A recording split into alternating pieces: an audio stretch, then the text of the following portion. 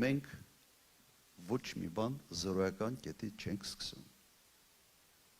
Ամենից մեծ եւ ամենից ավերիչ հայտարարությունը եղել է Նիկոլ Փաշինյանի հայտարարությունը զրոյական կետից սկսելու մասին։ Այդ հայտարարության արդյունքում կորցրինք Արցախը։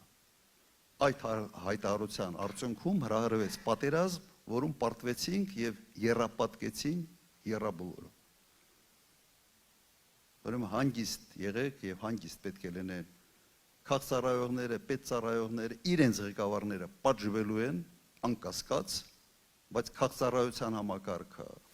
ընդհանրապես ծառայողները, ոստիկանության համակարգում լիքը մարդիկ կան, որ նորմալ աշխատանք են անում, հանցավորության դեմ են պայքարում, եթե իրենց չներքաշեն քաղաքական պրոցեսների մեջ, Facebook-ով նայեն, թե ով ում լայք դրեց, գործից ազատ են կամ չազատ են, դա խայտարակություն է։ Համոզված են, որ այդ մարդիկ իրենք էլ չեն ուզում դրանով զբաղվել, բայց իրենց պարտադրում են, եւ մենք գալիս ենք նաեւ իրենց ազատելու համար։ Այն մարդկանցից, որոնք իրենց ուղղակի հրում են, իրենց մղում են դեպի նման կարգի ապօրինություններ։ Ուրեմն,